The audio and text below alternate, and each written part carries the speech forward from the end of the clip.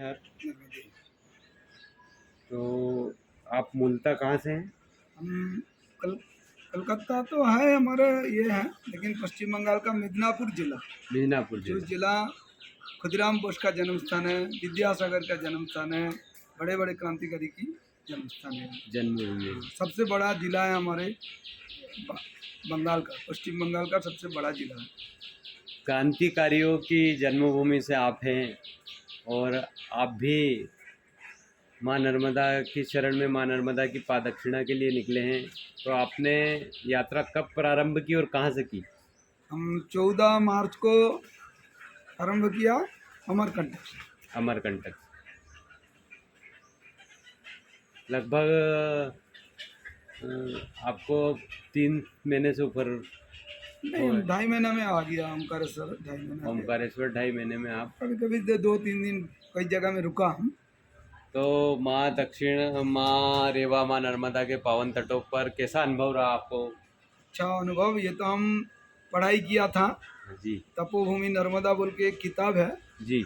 जो आज से 70 साल पहले एक बंगाली लोग लिखे हैं, जो आज सारा भारत में हर भाषा में प्रकाशित है। अभी हिंदी में 7 खंड में उसको निकाला, वहाँ हमारे उधर 3 खंड में निकालते हैं, ऐसी मोटे मोटे हैं। उसको 6 खंड में बनाया है इधर हिंदी में। उसी को पढ़ के बहुत लोग यहाँ आते हैं। हाँ, अधिकतर देखा है महाराष्ट्र और जगह जगह से आते हैं, पर आज आपका पश्चिम बंगाल से जैसा आपने बताया पश्चिम बंगाल से आप परिक्रमा के लिए, पश्चिम बंगाल बहुत दूर हो जाता है माँ नर्मदा। दो दिन वहाँ का से रास्ता है ट्रेन वही में। व्यक्ति परिक्रमा के लिए आ सकता है जिसका पूर्व अनुभव माँ नर्मदा को जिसने सुना हो या माँ नर्मदा को जिसने पढ़ा हो साहित्य में। पढ़ाई हमारे उधर जो लोग हैं वो पढ़ाई करते ज़्यादा, ये हमारे देश के जो संस्कृति के बारे में जानते हैं बहुत, लेकिन इसके लिए जो टाइम लगाना वो उनके पास इतना टाइम नहीं है, इसलिए बंगाली लोग कम आते। लेकिन सबसे ज़्यादा वो लोग ही आते, वो गाड़ी में करता है। जी। हमेशा आप अमरकंटक पहुँचेंगे तो रोज़ गाड़ी मिलेगा जो बंगाल की गाड़ी है। तो मैं ये भी जानना चाहूँगा कि परिक्रमा के पहले आपकी दिनचर्या क्या थी? आप क्या किस धंधे से जुड़े हैं या क्या आपकी रुचि किस में है? अच्छा, मैं तो बचपन से थोड़ा भक्ति मार्ग में हमारा ये था, बचपन से हम पूजा पाठ करते थे, ऐसे ही हमारा ये था। उसके बाद में जब क्लास 6 में पढ़ते थे, उसी टाइम संघ में, राष्ट्रीय स्वयंसेवक संघ संघ से। में हम स्वयं सेवक बना। जी। तो उस दिन से आज तक मैं स्वयं सेवक, अच्छी स्वयं सेवक बना, और घर छोड़ के हम संघ की प्रचारक के नाते काम करता। अभी हम अंडमान निकोबार में एक जिला की जिला प्रचारक नाते काम किया था 2014 से 2020 तक। हाँ। तो उसके बाद हम ये इसके बारे में हमको जानकारी था, नहीं तो एक बार इच्छा भी था जो परिक्रमा कर लेंगे, लेकिन फुर्सत नहीं मिलता था काम के लिए, संग तो छोड़ता भी नहीं। फिर आ गया तो कोरोना में फंस गया 2 साल, उसके बाद निकल कोरोना खत्म हुआ। आप संघ के प्रचारक रहे, आपका जीवन तो मातृभूमि और देश के लिए समर्पित है, पर आपने कुछ समय निकाला जो माँ नर्मदा को जानने और माँ नर्मदा के प्रति समर्पण का आपने समय निकाला, और आप अब चतुर्मास करना चाहते हैं। तो चतुर्मास आप कहाँ कर रहे हैं और यहाँ क्या कारण है कि यहीं कर रहे हैं? हमको इच्छा है कि यहाँ करेंगे, कहीं भी जगह तो कर लेंगे, लेकिन यहाँ करने से हमको टाइम, इतना टाइम है, बैठा रहेंगे तो यहाँ बच्चा लोग सब आते हैं, तो उनको कुछ सिखाएंगे, योगा, ये सब खेल कूद हमारे संघ की शाखा आप यहीं लगाएंगे यहाँ में लगाएंगे। यहाँ जब तक चतुर्मास काल 4 काल महीना बच्चा लोग चलेगा? आया था, उनके साथ बहुत टाइम खेला भी मैं, बहुत खुशी हुआ हमें कि हम इतना उम्र वाले हैं फिर भी मेरे साथ आनंद से खेला वो लोग। तो कहते हैं कि संघ का स्वयं सेवक जहाँ जाता है वहाँ स्वयं अ, अपने साथ साथ समाज का निर्माण करता है। वहाँ की जो बचपन बाल पीढ़ी है, युवा पीढ़ी है, उनको राष्ट्र के प्रति समर्पित और राष्ट्र के प्रति उनके देशभक्ति की भावना जागृत करते हैं। वही भावनाएं आप यहाँ भी बढ़वा के स्केटी घाट पर शाखा लगाकर 4 महीने के चतुर्मास में माँ नर्मदा की परिक्रमा के साथ साथ बच्चों में राष्ट्रभक्ति, राष्ट्रीय स्वयंसेवक संघ का भाव भी आप जागृत करने के लिए तत्पर हैं। हम आया भी इसलिए माँ की दर्शन, माँ की में नहाना, माँ की प्रदक्षिण करने से अपना मनवांछा पूर्ण होते हैं। तो मेरा मनवांछा है जो हम जो काम कर रहे हैं उसी का और भी अच्छा तेजी गति से कर सकें, माँ के आशीर्वाद मिलना चाहिए। राष्ट्रीय स्वयंसेवक संघ की विचारधारा यही है कि भारत देश हमारा परम वैभव की ओर पहुँचे। ऐसे ही प्रत्येक स्वयंसेवक के विचार रहते हैं। हाँ, रहते हैं, जी। वही तो उनका दिशा है।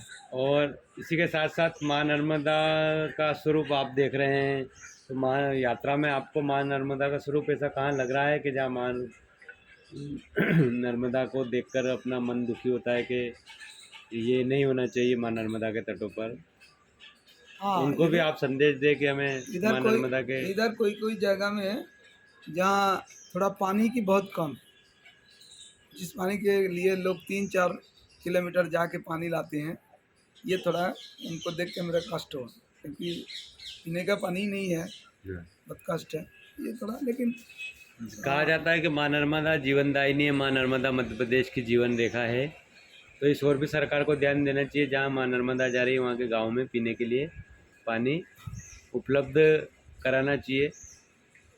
काम तो हो रहा है, थोड़ा देख रहे हैं, पाइपलाइन लगा रहे हैं, लेकिन उसके लिए भी 4-5 साल लग जाएगा। माँ नर्मदा के भक्तों को माँ नर्मदा की स्वच्छता के प्रति आप क्या कहेंगे कि हमें माँ नर्मदा को स्वच्छ कैसे रखना चाहिए? इसके लिए भी आप अपने ये तो मन में जिसका जो विचार रहते हैं उस विचार का अनुसार ये होता है, सबके उतना नहीं है, तो फिर भी नर्मदा को स्वच्छ रखने का विचार यहाँ का आदमी के अंदर ज़्यादा है।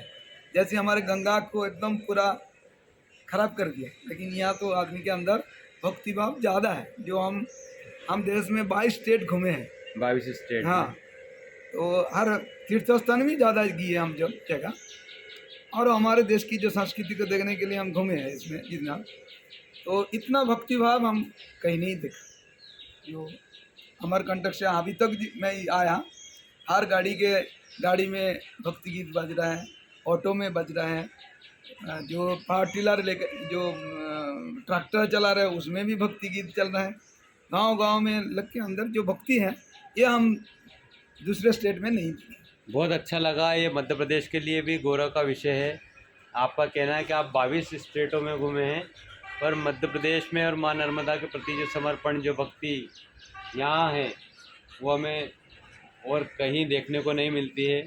तो निश्चित ही को तो गौरव का विषय है ये मध्य प्रदेश के लिए कि 22 स्टेट में आपने ये अनुभव किया कि जो मध्य प्रदेश में भक्ति भाव, लोगों का सेवा का जो भाव है वो और किधर भी नहीं है, कहीं नहीं है। बिल्कुल नहीं, वो उतना नहीं, बिल्कुल नहीं है इतना। तो उसके लिए हम घूमते ना, उसको देखने का। हमारा देश की जो परंपरा था, जो अतिथि जो है भगवान है, ये हमारे देश की परंपरा है, लेकिन वो हमारे अंदर अभी नहीं है, क्योंकि कुछ साल मुसलमान शासन, कुछ साल अंग्रेज शासन के कारण हमारे मन से वो हटा दिया। लेकिन आज भी यहाँ देख रहा है, बहुत अच्छी से देख रहा है। कोई बड़े धनी लोग हो, कोई गरीब हो, सबके अंदर ये भाव है। और परिक्रमावासी को तो पूरा देवता मानते हैं, ये हम अच्छे से देखें। मैंने भी माँ नर्मदा की परिक्रमा की है पिछले वर्ष 82 दिनों में। तो मैं भी लगभग, मैं शिक्षक हूँ, संघ से मैं भी जुड़ा हुआ हूँ, और जब भी मुझे समय मिलता है मैं माँ नर्मदा के इन तटों पर आकर, रात्रि से ही मैं यहीं हूँ, यहीं मैंने रात्रि विश्राम किया था। और एक ही मन में यह रहता है कि जब तक जुड़े हैं इस माँ के तट पर आते रहें, इस माँ के दर्शन करते रहें, क्योंकि जीवन में हर समस्या का हल कहीं है तो माँ नर्मदा के इन पावन तटों पर है। इनके दर्शन से हमें एक आत्मानुभूति, एक साहस, एक बल मिलता है माँ नर्मदा की कृपा से। तो आपको भी 2.5 से 3 महीने हो गए हैं, तो माँ नर्मदा के दर्शन से आप अपने आप को कैसा महसूस अनुभव हम बता रहे हैं। तो 15 दिन से ज़्यादा हो गया हम चले, तो हम बोला आज तक कहीं दूध की दुकान भी नहीं देखा हमने, ये थोड़ा लेके पैसा से खरीद करके पियेंगे। तो डिंडोरी जिला जो है इसमें हाँ। ऐसी, तो रात को ऐसे हम दोनों से बैठ के चर्चा किया था। हम तो एक साथियों था, वो भी हमारे संघ की प्रचारक थे, अभी संत बन गया, लेकिन वो भी आया, तो दोनों बात किया। तो सवेरे जब हम दोनों निकला, एकदम फास्ट निकलने के टाइम ही एकदम 5 मिनट नहीं चले, एक आदमी हमको बोला चलिए हमारे घर में चाय ले लेना। तो हम बोले हम लोग चाय नहीं, हम दोनों चाय नहीं पीते। बोला अरे चाय नहीं लेना, हमारे घर में गाय है, एकदम अच्छी दूध मिलेगा, आप चलिए वहाँ। तो उस दिन हमको रात को मैं ये बोला और सवेरे हमको लेके गया और दूध पिलाया। फिर वहाँ से 5 किलोमीटर जाने के बाद रास्ता में एक डॉक्टर बुला लिया। वो बोला हमारे घर में छाछ पी के जाना आप लोग। तो हम रात को जो सोचा, दिन में भगवान पूरा मिला। ये हम सुना था लेकिन एकदम सही में मिला। बिल्कुल बिल्कुल वैसा ही होता है। माँ नर्मदा के पावन तट पर हम रेत में नीचे चल रहे थे, गर्मी पड़ने लगी थी। दिपोरी के समय मेरे साथ एक संत चल रहे थे वृंदावन के, और हमारा भी ऐसे ही मन हुआ था कि आज चाय की जगह हमें दही मिल जाए तो कितना अच्छा। और हम थोड़ा सा 500 मीटर चलते हैं, एक आश्रम की ओर ऊपर जाते हैं, तो वहाँ जो महाराज जी रहते हैं वो जाते से कहते हैं कि इनको लस्सी पिलाइए।